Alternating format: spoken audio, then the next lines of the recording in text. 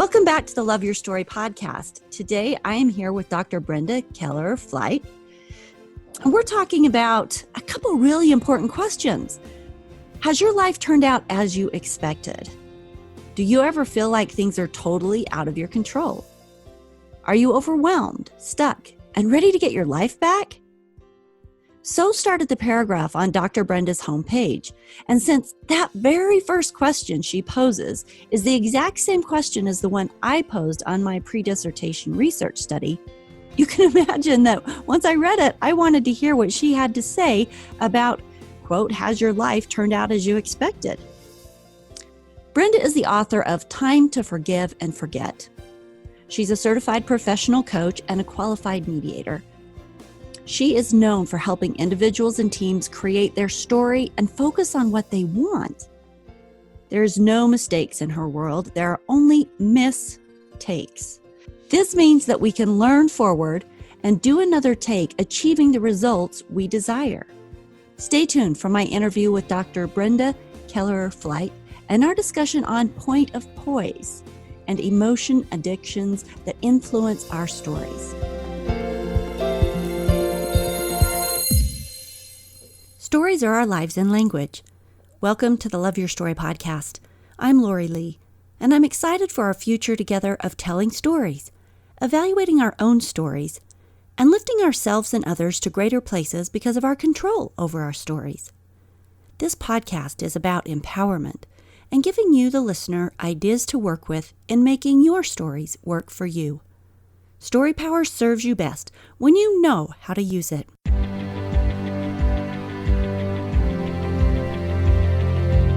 So Brenda, welcome to the Love Your Story podcast. You live in St. John's in Canada, and you're the owner of GDP Consulting. Are there any other personal details you'd like to share before we start picking your brain? I think the most important detail about me that's essential for your listeners to know is that I've learned through the school of hard knocks, as they say, that much of my learning has been academic, but it's also been through experience. And it's my experience that really helps me help my coaching clients. Awesome. So what I would love for you to do during this interview then is share the stories of those experiences and how they taught you the things that you're going to be teaching us today, because that's what we want, is those stories.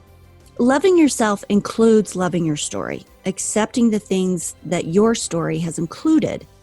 And often the obstacles we impose on ourselves start with our own stories and the things we haven't yet unraveled in our past. So can I start out here by asking you to share your thoughts on how we start to recognize old stories that are holding us back? I think life is a reflection of thought. Therefore, if we can step back and look at our lives and look at the people that we choose to bring into our inner circle and how functional or dysfunctional those relationships might be, we can really begin to see what our true internal story is saying.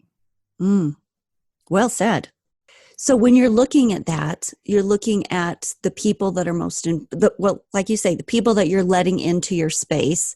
How are you suggesting that this reflects our thoughts? Let me give you an example. For part of my life, my father died when I was a very young child, and I was the youngest of four, and there was 5 years difference between myself and the next sibling. I always felt like an underdog, and therefore I found myself attracted to other people who were living that same story. And when I began to step back and say, hold on now, how come I'm attracting those people into my life? Because I'm certainly not an underdog.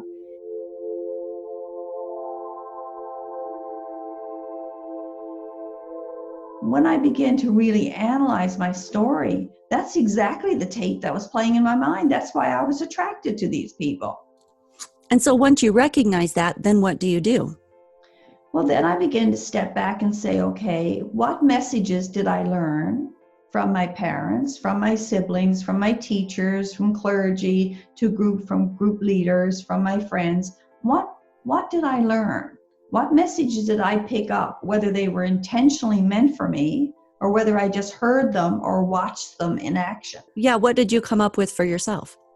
What I began to realize is that because your brain isn't fully grown until your mid to late 20s, I was interpreting many of the things in my environment incorrectly. I was making assumptions that weren't correct. So let me give you an example. If I walked in the room and my mother and one of my siblings were talking and they stopped talking when I entered, I assumed they were talking about me. But Sure. they may have been talking about my sibling's issue. They may have been talking about my parents' issue. But I always made the assumption that it was about me. So my inability to problem solve and look at the options influenced how I interpreted my environment, how I interpreted the messages that were coming to me. So I talk about this from the perspective of the stories that we tell ourselves, because they are so powerful. They come back to what you originally said, which is we create our realities, our perception of the world according to the stories that we have going on in our minds. And those stories are absolutely the creations of, just like you said, your perspective of your mom and your siblings stop talking and it's, private time between them, when it could be any number of things. And I love that you're bringing this up, because this concept of being able to be aware that our first perception of a situation is not always, even the most obvious perception of a situation can be completely off kilter because there are so many other options. Definitely. Absolutely. So what is point of poise? Well, very often I found as a younger person, I would strive for happiness. I would strive to be calm. I would strive to be what everyone else wanted me to be. So I was striving for something. So I saw emotions as either good or bad. Sadness is not good. Anger isn't good. Happiness is good. Calmness is good. So I had everything put on places on a continuum as being good or bad. What I began to realize is that emotions are information. They're designed to help us determine where we are at the present moment, where we want to be, and how we can nudge ourselves from where we are to that place. So if I'm addicted to happiness, that can be just as troublesome as if I'm addicted to poor me. How so? If I'm happy because I have a new car, then all of a sudden when the luster wears off my new car, then I might want a new television. And when the luster wears off my new television, I want to go shopping for new clothes, because I'm constantly striving for this absolute feeling of happiness. If I take it and I say, okay, I'm not attached to happiness or sadness, or their emotions, their information, then I can say, okay, I can center myself. So if you look at sadness as 1 and happiness as a 10, I don't want to be a 1 and I don't want to be a 10. I just want to be centered at a 5, so I can accept what is. I can accept what is and look at it as information that's trying to help me grow, that's helping to help me mature, that's helping me to see things from my perspective, from other people's perspectives. So what I'm striving for is the center point, so that if you think of yourself as a tree, and you're a tree and that you're balanced, your roots are well into the earth, if you watch the tree in a storm, it will sway from one side to the other, but its roots, it's so rooted, it will always come to the center. So I want to find that center point. That point where I can just let things be. I can observe things without reacting, without feeling bad about myself, without judging other people, and where I can find calmness. Things just are. It's a great place. Where does this idea of point of poise come from? I know it's yours. I haven't heard it from anyone else but you. So it's a phrase that you've coined. Where does it come from? Was it just something that you sort of noticed and so you picked up and put it together? Or tell us a little more about it. Well, I'm not sure I coined it. I guess I've been coaching and doing things for so many years. I'm not sure where anything comes from and sort of what's mine. They always say the old adage that there's nothing new in the universe. Yeah. I kind of believe that. So I've done so much work about just finding your balance, just being in balance. And if you notice, if you think of a weight scale, the point of poise is when everything is in the center, isn't it? Mm-hmm. The center, everything on each side weighs equally. So you find that the centering. And when I found people like who meditate, people who are constantly doing centering exercises, I began to realize that they were finding this point, this center point, that didn't require them to judge anything. I don't have to judge whether this is bad, or I don't have to judge whether this is good. I can just let it be. And that's what I call the point of poise.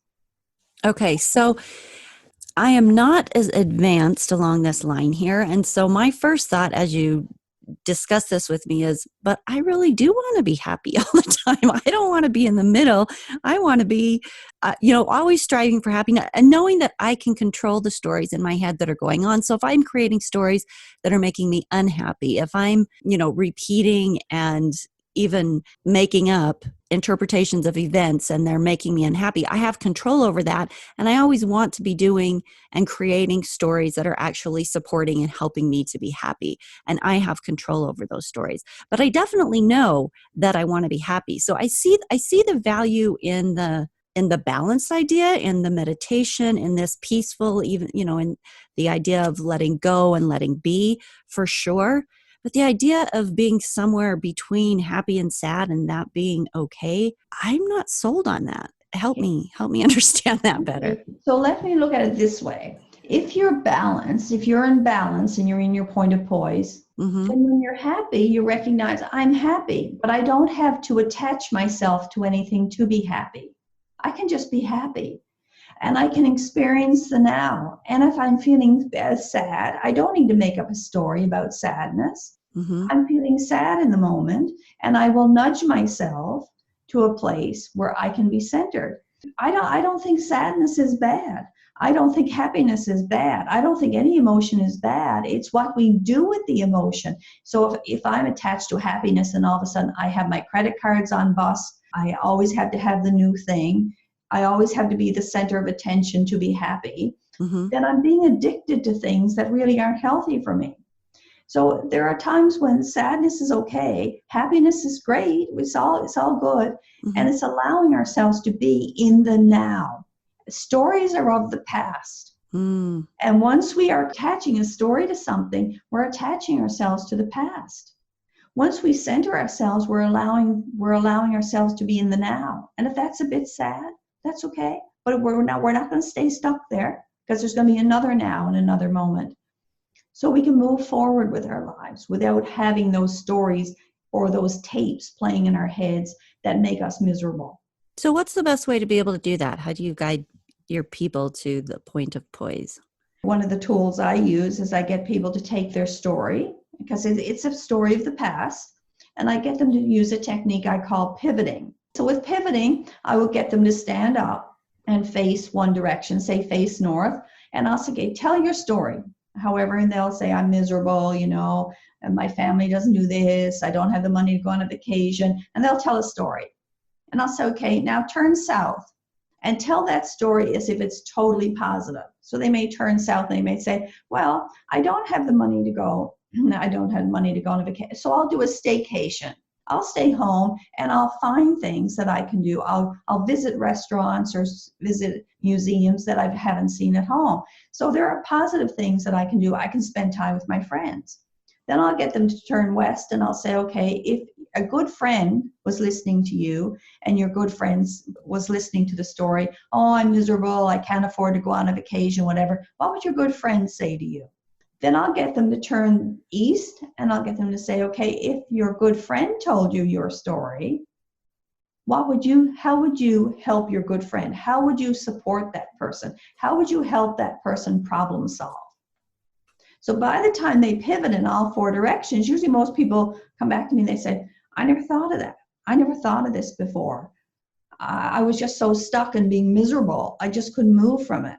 I love that. And I love the physical part of it too, because not only are you engaging, you're actively creating a new story, but you're physically moving your body and making that a physical and a mental transition. And people pull themselves out. I don't have to do anything. They pull themselves out of their story. That's an awesome tool. So how does loving your story and learning go hand in hand as you've watched your clients? I think loving your story, I think every story, no matter how dramatic or how sad or how angry it might be. It's there because there's something we need to learn. We need to move to the next phase of our life. So if we can look at that point as a gift, it's coming from the past. It's a gift from the past. So we don't want to take it into the present or the future. So therefore, what is the lesson we want to take from it? What is the love? How do we want to love our story? So for example, if I had a mother that was extremely critical of me, then what's the lesson that mother has given me that I can take into the future? So a person might say, well, I won't be as critical in staff meetings, or I'll learn to be problem solve with my children. I won't be as angry or raise my voice when they speak. So people begin to love their story by knowing that once they learn the lesson from the story holds no more importance. They can move forward. Wow, that is so interesting. I really like your tools. Tell us a little bit about your book, Time to Forgive and Forget. How does that play into all of this? Well, I find that we get caught up either in our own story or in the stories of our friends and family. Sure. And it's those stories that cause us to react. So, for example, if you're telling me a terrible story, then I can leave you feeling absolutely terrible. Even though it had absolutely nothing to do with me, I still feel terrible. So the book is a story. It's basically, I'm in a silent retreat in Thailand, which I've never been, by the way, even though lots of people write me and say, have you ever been to Thailand? No, but if you're going, you can take me. And it's talking about some of the issues that people face that I consider are quite normal. For example, one of the chapters is about being alone in a crowd. I'm in the spa, I'm listening to people talk, and I'm listening to this lady talk about how miserable she was going to this party. She walked in, her spouse goes off talking to his buddies, and she doesn't know anybody in the room. So I use her story. If I were talking, here are the tools I would offer this person so they wouldn't have to feel this way the second time around, the next time they go to a party. So it's a story, you're hearing people's stories, but then you're learning the tools that you can use to overcome those patterns, should you be experiencing those patterns. Okay, so what did you tell her? Like, what would be a retake on her difficult story? Okay, so one of the examples in this book, I said, okay, one of the tools I use with my clients is SWOT. And if you've ever done any strategic planning, it's called strengths, weaknesses, opportunities, and threats. So before you go, come up with questions that you could ask anyone else in the room. So I might ask a person under strengths, like, do you know everybody at this party? Do you work with this person? You know, if I know the person is engaged with a certain activity, I understand you're a member of, and I begin to bring out that person's strengths. Under weaknesses, I'd say, do you like cocktail parties or do you like skating parties? And they might say, no, I hate them. And that gives me the opportunity. What are your greatest concerns for 2018? I understand companies are closing down in your area. Would that impact you? So I will talk about things that I've thought about in advance. Under opportunities, I'd say, what are your hopes? What are your goals you've set for this year? Or I might say, are you planning on taking any special holidays this year? I will ask about their opportunities. I might ask them about job opportunities, depending on who I'm speaking with and what they've told me about themselves. Threats, I'll usually talk to them about their concerns. I might say, if they told me they have a child going off to university, I might say, does that concern you? What are your concerns about your daughter or your son going off to university? So I'll come up with 3 or 4 questions in each area. I'll school them in how to do that in various settings. So then they have an opportunity. So that's one tool. Another tool is to ask the host of the party who invited her to say, would you mind introducing me to a couple of people? Because I don't know many people here. Would you mind just starting me off here? So I give, probably there's 8 or 10 tools in there that I take people through to help them so that they have the skills. Because once you learn the skills, you can do anything. Sure. So you're doing problem solving with them so that when they're in that situation again, they have other options besides sitting there and building a negative story about their situation. Exactly. So we have things like buried alive. How many people do you know that are just overwhelmed with life in general, between work and family and home and responsibility? So I give them tools for creating the balance, for problem solving through that.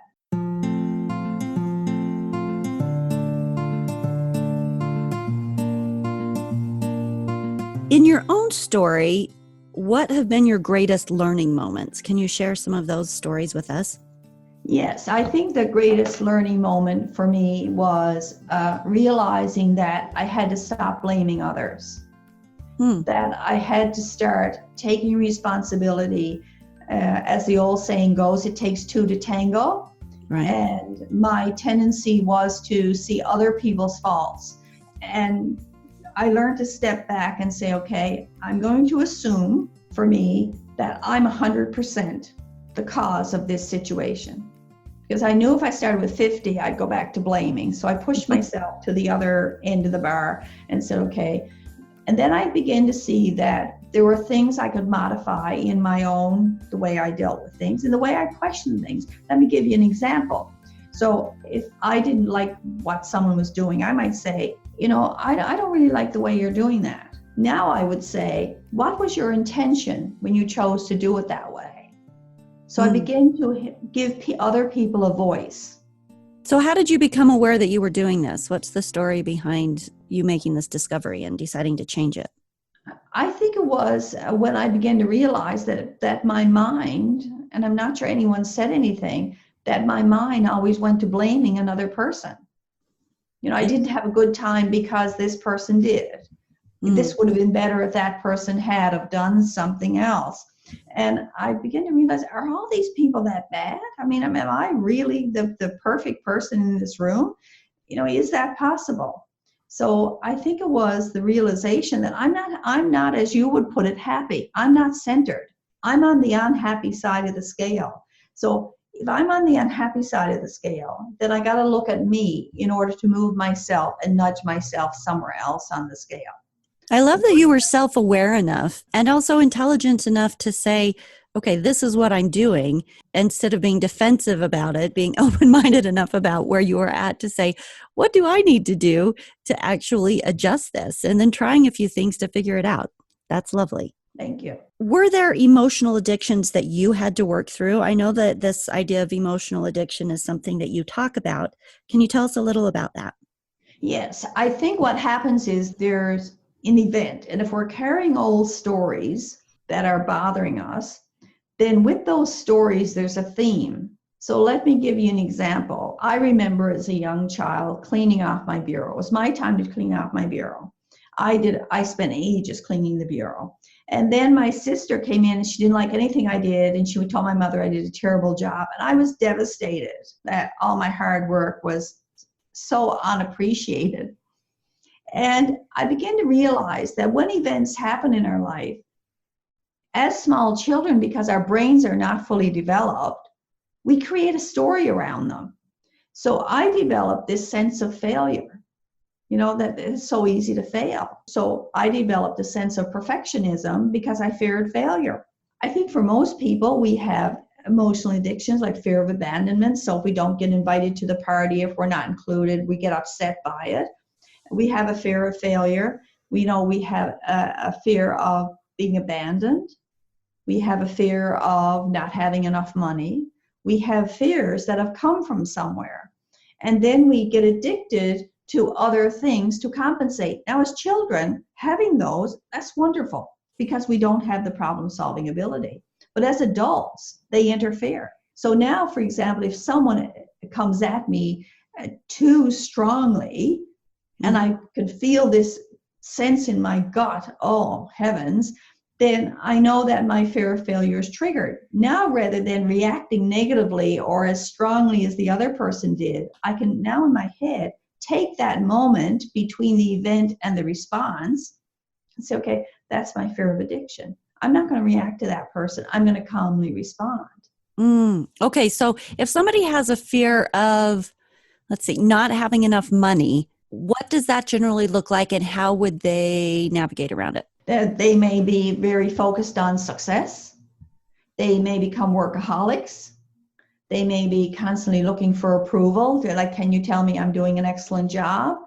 So what will happen is they can neglect relationships in order to have the money and the success they need. So there are you'll see multiple patterns arising. What I would do then is help the person create balance. And I would talk to them about what does it mean creating balance for their body, their mind, and their spirit. What does it mean in their world? How does that change their fear, though?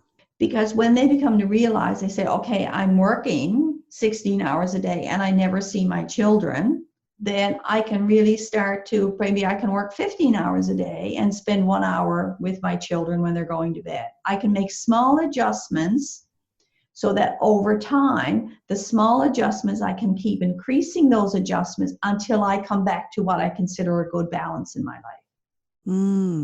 So we begin to help people to, like, if I fear abandonment and every time my friends don't include me in going into a movie or something, and all they're doing is thinking I'm too busy, rather than getting upset and wallowing in my sadness about not getting invited, then I can make a little adjustment. Okay, you didn't invite me, Lori, to the movie. Well, what were you thinking? And you come back and you say, well, you told me that you're overwhelmed and your kids got everything on this weekend, so I thought it was best not to bother you with that. So it doesn't destroy relationships. So we begin to give people little tools, not to make great shifts, but to make little shifts until they're comfortable. Then they can make another little shift until they come back in balance. That's nice. Thank you, Brenda. In closing, regarding this whole subject, what final words would you have about the things that you study and the things that you understand that my listeners might want to know? Well, I think the best thing that you can ever say is what you say constantly is love your story. The minute you hate your story or embarrassed by your story or feel you're going to be judged by your story, you're giving other people your power. It's your story. Love it. Embrace it. Learn the lessons from it. Be sad about it if you have to be, but keep your power. Stay in your center, keep your power, and keep moving forward, because your story only happened in order to help you learn, in order to help you move forward. It's your friend. Embrace it as your friend. Oh my gosh, that's such a good conclusion. Yay. You've added a couple things in there that I hadn't thought about before or included in Love Your Story, which is that idea of not giving your power away, the idea of finding your balance with your story. Those are really nice additions. Thank you. You're welcome. If people want to get your book, Time to Forgive and Forget, or get a hold of you for any personal coaching, where can they go to find that? Well, the book itself was published by Balboa Press, so it's available through them or through Barnes & Noble, through Chapters or Amazon. So the book is pretty easy. All you have to do is type in Time to Forgive and Forget. I own a company. It's called GDP Consulting, like gross domestic product consulting kind of thing, but GDP doesn't stand for that in my case. But if you write info@gdpconsulting.ca, and I coach via Skype, Zoom, FaceTime, telephone. I do all kinds of things. I love my clients and I love the success that they achieve. Awesome. Thank you so much for being here and sharing your expertise and your wonderful insights. We appreciate you. Thank you, Lori, so much.